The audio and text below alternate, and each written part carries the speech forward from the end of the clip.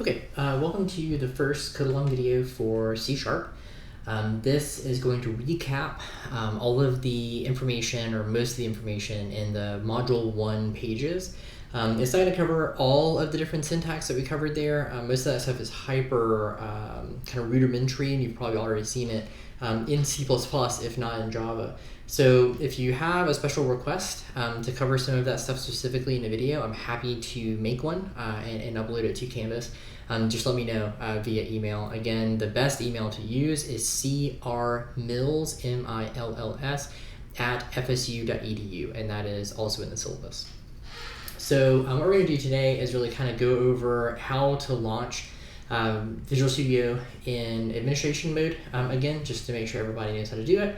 We're going to do a really quick walkthrough of the major kind of screens of Visual Studio, and then we're going to go into my example console application, which will kind of give you a walkthrough of most of the syntax that we talked about in the first module.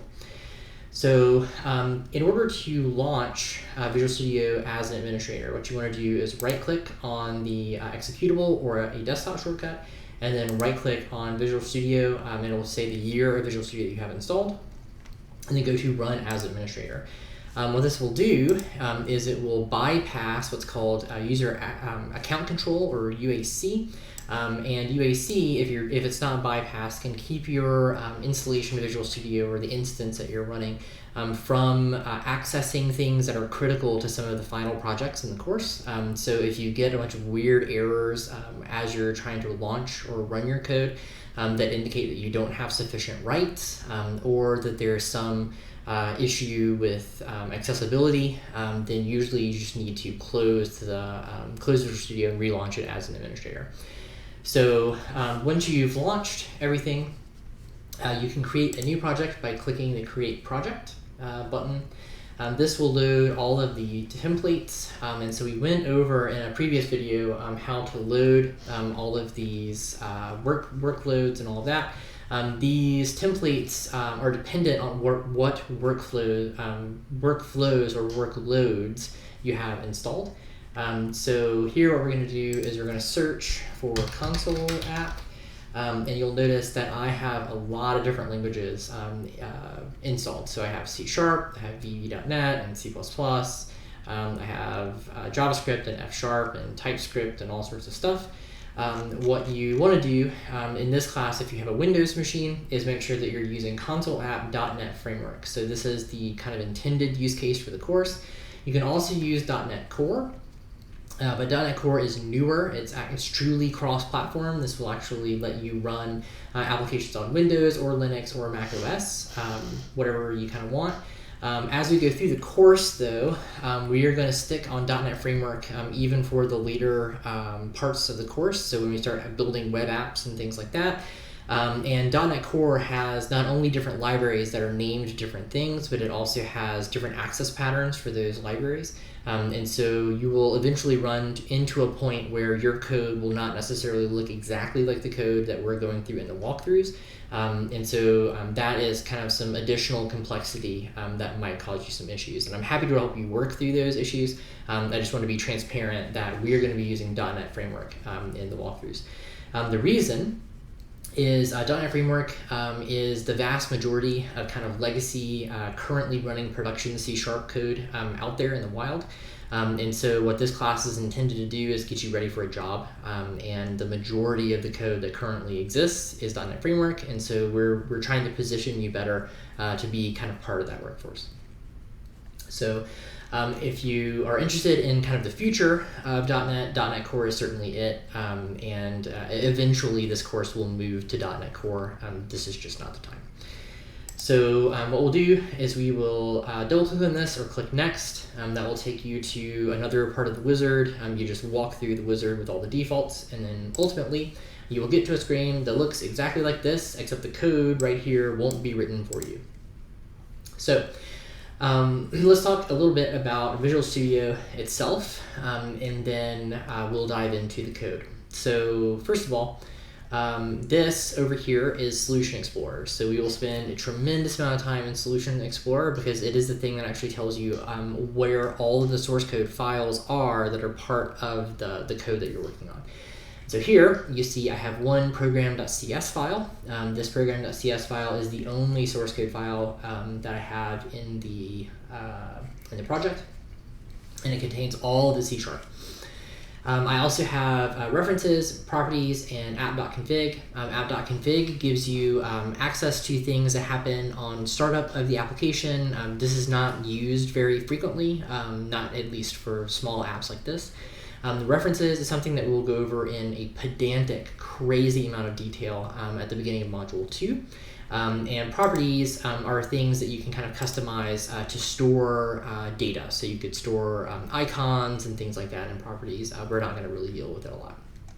So in terms of console application, this program.cs file is really it. We're going to start going through adding libraries, projects, and all sorts of stuff to these console applications starting in Module 2. But for now, we really only have one CS file, and that CS file does all the heavy lifting. So over here, what we have is the actual pane that shows you all of the code. And as we add more and more and more source code over here, we will clearly have more and more and more tabs, and those tabs will contain more and more and more code. For very large files, you can also kind of navigate that file by namespace over here, so you can jump to whatever namespace you want. You can also jump to whatever class you want inside of that file and whatever method you want inside of that file. So we're going to talk a little bit about kind of program structure. The default and the kind of de facto best practice way of dealing with C# is very similar to Java in that typically once you have a class, you have a CS file for that class, and then you try to keep the class as small as possible so that somebody doesn't necessarily have to use jump to functionality like is available up at the top of Visual Studio. But if you do need it, it is there, and that's what these things are for. So Visual Studio itself doesn't have a whole lot of bells and whistles. The other main part is Team Explorer, and so if you go to Team Explorer, this is where you can actually connect to things like GitHub. You can connect to Bitbucket and Azure DevOps, which is the sort of like Git repository hosting service for Azure, which we'll go through in Module 2 as well. We will spend a little bit of time in here as the projects become more complex, but for right now, we're really more concentrated on syntax than anything. So we'll talk a little bit about Visual Studio functionality and features as they become necessary for us to work, but for our purposes right now, we really maybe need 1% of the stuff that Visual Studio actually does. So let's look at the actual code. So here we have using statements. So these using statements are actually taking code from elsewhere and importing them so that our code can actually use classes and methods and interfaces and all sorts of stuff from other people's code.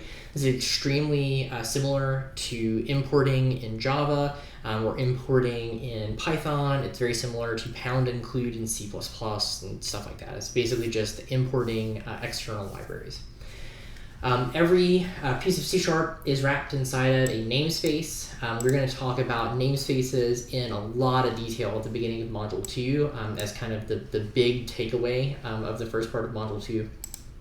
So I'll punt that conversation until later, recognizing that namespaces are just right at this point a required thing that you have to have. And by default, these all kind of have something to do with the name of the project. And so here you see it's defaulted to the same value. Inside of a namespace, you can have one or many classes inside of the same file. Here I only have one class. That class is named program, and that program class has one method, and that method is a static void main method that serves the same purpose as a static void main method in Java. And so one of the things that we put in the Canvas page or Canvas pages for Module 1 is also that this static void main method is how the runtime environment understands how to start your code. So it will always look for this static void main inside of a class. And that class will essentially become the main class, and this will become the entry point into the piece of code.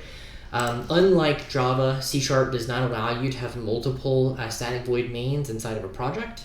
So it will actually bark at you and tell you that you have to pick one, and the other one should be named something else. So this static void main is a kind of reserved name for a method. So inside of this, what I've done is I've built the world's most simplified book tracking or sort of title tracking app. What it does is it allows you to add books to a list, and it allows you to subtract books from the list. And really, this is just to show you different styles of control flow, how to write things out to the console, how to read input from the console, and how to do a couple of the different loops and all that kind of stuff.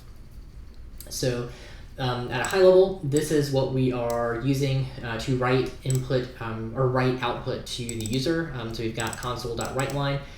Notice this is much closer to a system.out.println situation for Java than it is C++. And what you'll find is most of the C# syntax is more like Java than it is C, regardless of being named C#.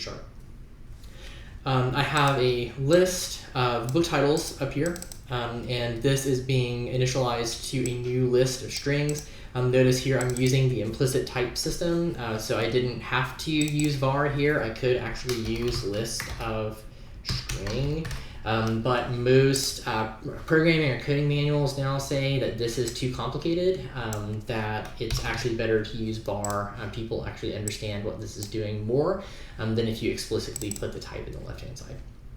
In this class, it doesn't matter. You can do whatever you want. So here, what I'm doing is I'm using a simple if-else statement. So if I have things inside of my book titles, I want to actually print for you the list of titles in the list. So what I'm doing is using a for each loop. So because I'm using a list, lists are enumerable, and for each loops just sort of iterate through that enumerated list. And we're printing the value, and we're using string interpolation to print a tab character in front of each of those titles. And so this is a simplified version of a for loop, and basically the for each loop just does all the indexing for you. You don't have to do anything with the indexing. This is nice from a printing perspective because you will never have an index out of bounds error, because the indices are all done for you at runtime by this for each syntax. So if I don't have any books in my list, I'm going to print the book list is empty, and that's really kind of it. So one thing that's kind of handy is if you don't want to use count greater than 0, this is a little bit of old syntax, you can use list.any. So .any is a faster implementation. It returns a true or false value depending on if the pointer to this list is pointed to something or not pointed to something.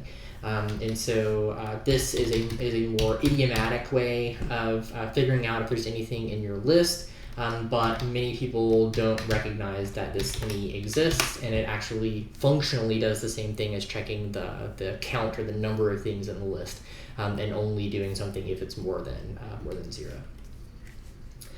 So down here, I've explicitly created a Boolean value, and I've set that Boolean value to true. This is going to be my continuation variable for my while loop.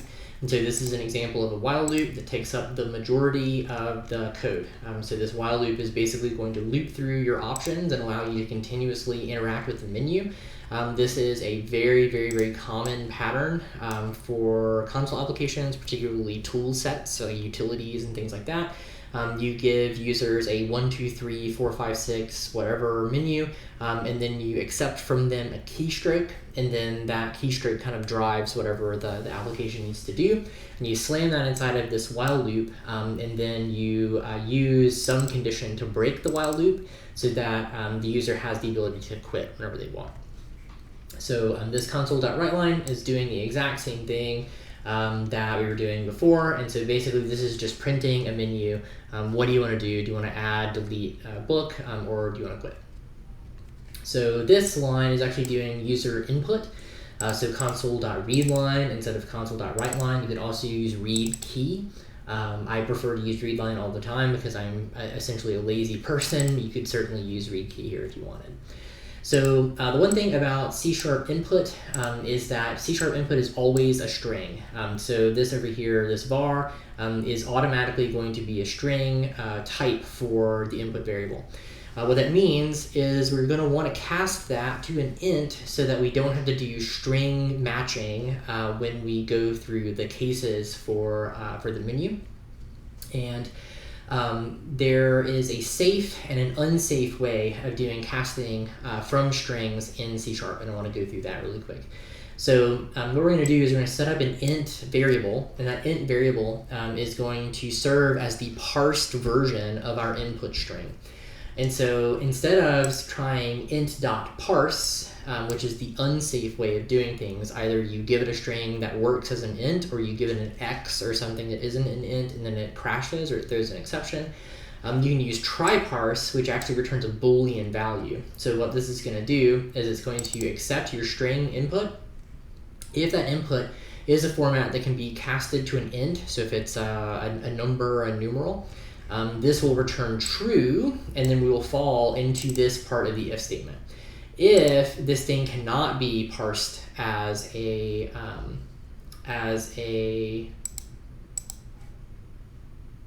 there we go. As an integer, we will fall into the else statement here, and it will say, hey, that wasn't a valid response, do something else. So that's a better situation. If you use just parse, int.parse, you want to make sure that you're throwing it into a try-catch or something like that to catch user error, and we're going to go over all of that stuff later in the course. So here, if you have ever taken my CGS class for non-majors in C++, or any of the other programming classes I've taught, you know that I am a huge proponent of never using switch. I think it's kind of silly. But this is an example of how to use switch in C#. It works exactly the same way as C++. You have cases. Those cases have to be finite and have to be mutually exclusive to some degree. And so here I'm using my parsed string. So this is going to be a 1, a 2, or 3, or something that could be an integer. So it could be negative, or it could be some massive number. If it is 1, we're going to run this block. If it's 2, we're going to run this block, 3, this block, so on and so forth. If it's neither 1, nor 2, nor 3, it's going to run this block. One thing to note is that each of these cases, including the default, has a break statement in it, and that is going to tell C# how to stop the case. This is because C# supports what are called fall-through cases. So if you do not have a break statement, it will actually go on to the next case. This helps you with things like the first 3 options all run the same code, and then the 4th and the 5th and the 6th option all run the same code. You can not have breaks between those cases and then have fall-through logic occur. That becomes exceedingly difficult to troubleshoot, so it's not a great idea, but if you need it to make your life simpler, it's supported by the language. So in case 1, we print kind of a prompt for the user. So what is the title of the book that you want to add?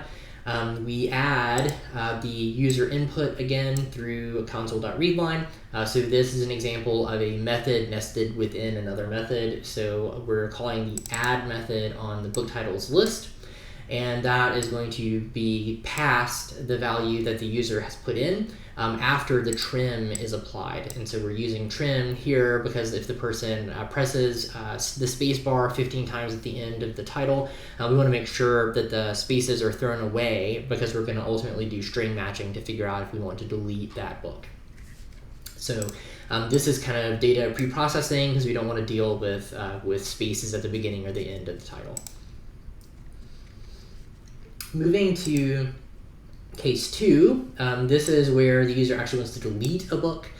So we, again, kind of print a prompt. We're going to take in the title of the book they want to delete, and we're going to trim that string again to make sure that we aren't dealing with a bunch of weird spaces at the end or the beginning of the name.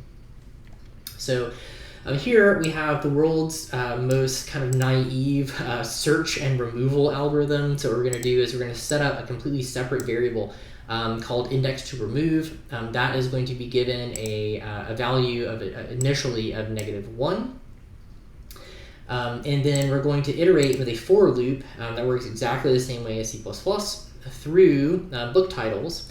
And we are going to attempt to find the title that matches the title of a book in the list. So here what we're doing is we're using string comparison or string matching by calling string.equals. We're passing the string we want to match, and then we pass kind of an enumerable that gives you the rule you're going to apply. We're going to talk about enumerables a little bit later in the class, but basically what an enumerable is an integer with a fancy name. And so string comparison is a set of comparison ideas or comparison techniques that you can apply. Each of these things resolves into an integer, so there's a 0, 1, a 2, a 3, a 4, or whatever. And it makes it easy for you to understand what the number means, but under the covers or under the hood, the language doesn't actually care.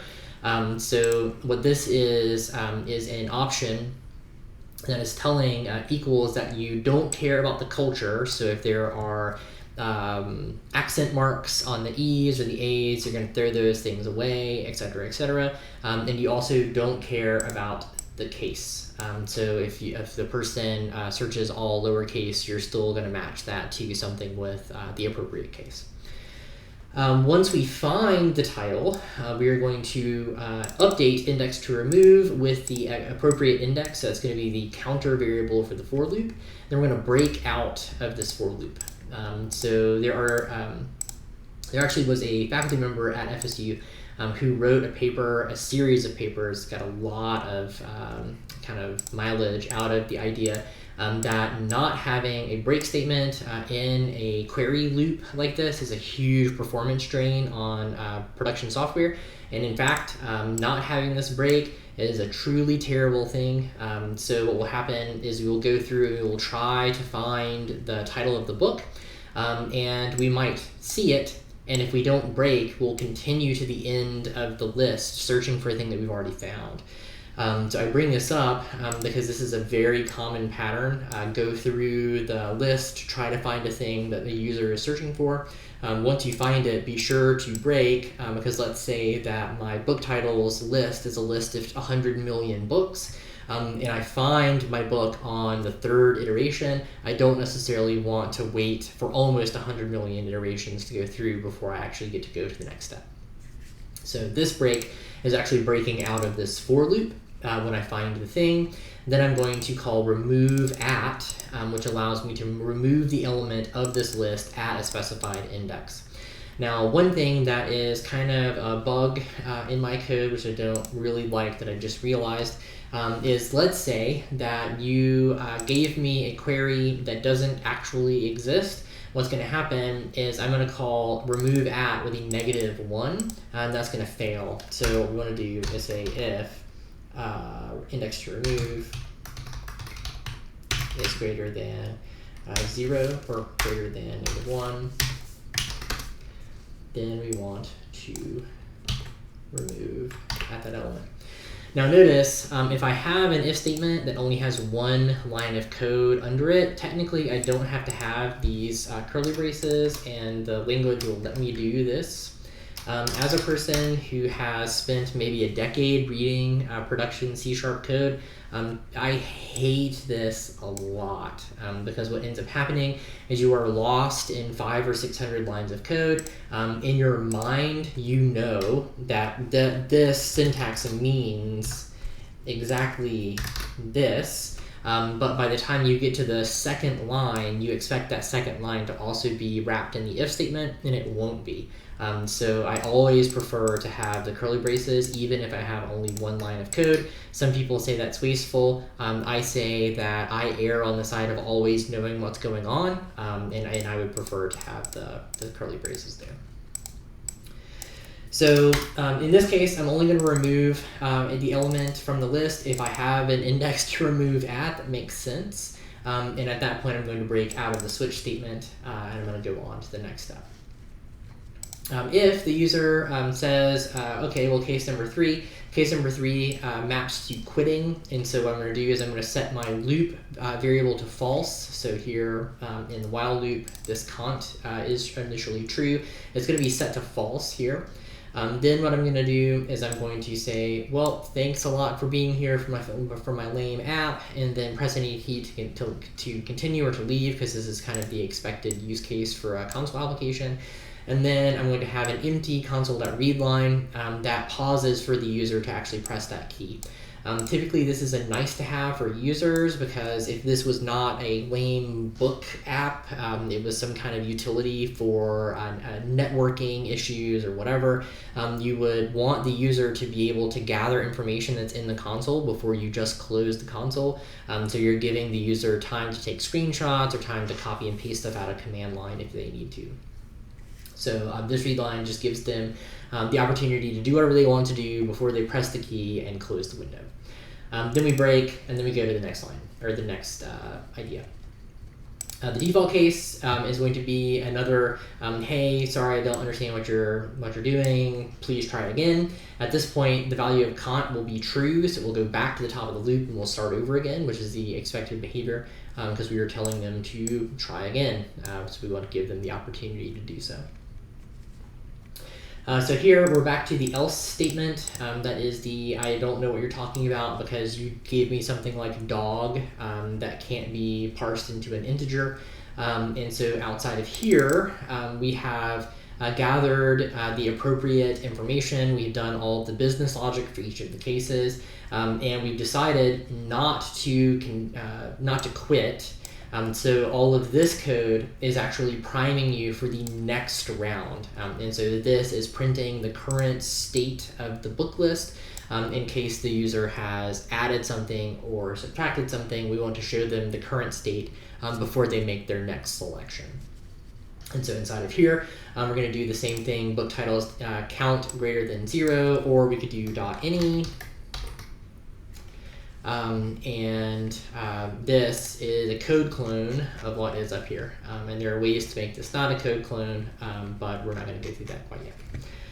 So in order to run this code, what you want to do is obviously click the Start button. And so when you click Start, it will run up a separate window of terminal.